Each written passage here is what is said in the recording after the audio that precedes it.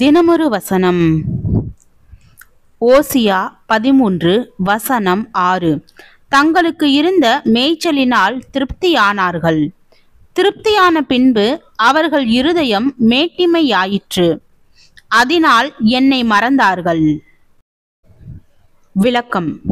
என்னுடைய வீட்டின் முன்னறையிலே மெல்லிய கொடிகளை உடைய ஒரு செடியை நான் ஏன் வளர்த்து கொண்டிருக்கிறேன் என்று என்னுடைய வீட்டிற்கு வருபவர்கள் ஒருவேளை வியக்கக்கூடும். அவ்வப்போது மறந்து போகும் நிலையில் ஒரு நட்பிற்கு அடையாளமாக அந்த செடி விளங்குகிறது. என்னுடைய நண்பனுக்காக நான் ஜெபிக்க வேண்டும் என்பதை நினைவு கூறுவதற்காக நான் அதை என்னுடைய வீட்டின் முக்கியமான இடத்தில் வைத்தேன். நான் அந்த செடிக்கு தண்ணீர் ஊற்றும் போதெல்லாம் என்னுடைய நண்பனுக்காக ஜெபிக்கிறேன். நான் அதற்கு போதுமான அளவு தண்ணீர் ஊற்றவில்லை என்பதை அதன் உலர்ந்த இலைகள் எடுத்து காட்டுகிறது. நான் என்னுடைய நண்பனுக்காக போதுமான அளவு ஜெபிக்கவில்லை என்பதையும் அது எடுத்து காட்டுகிறது. என்னுடைய செடி காய்ந்து கொண்டிருக்கிறது, ஏனென்றால் நான் அதற்கு சரியாக தண்ணீர் ஊற்றுவதில்லை. இந்த மனப்பாங்கை நான் என்னுடைய ஆவிக்குரிய வாழ்க்கையுடன் ஒப்பிடுகிறேன். நான் வேதனையற்ற சூழ்நிலைகளில் அவ்வளவாக ஜெபிப்பதில்லை.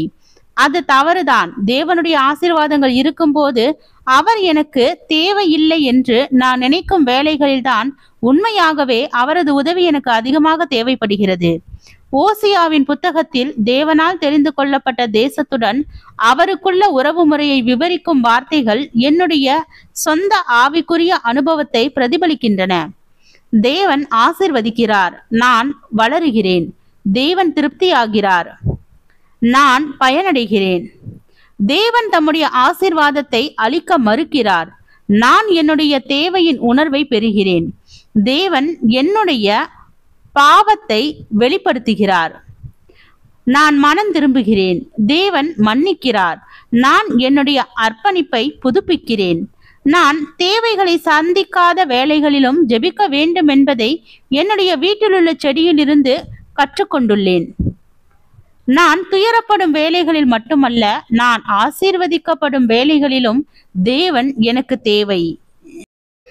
ஜெபம். தேவனுக்கு ஸ்தோத்திரம். தேவனே, நாங்கள் எங்களுடைய வாழ்க்கையில் எல்லா சூழ்நிலைகளிலும் தேவனோடு தொடர்பு கொள்ள ஜெபிக்க கிருபை பாராட்டும். ஆமென்.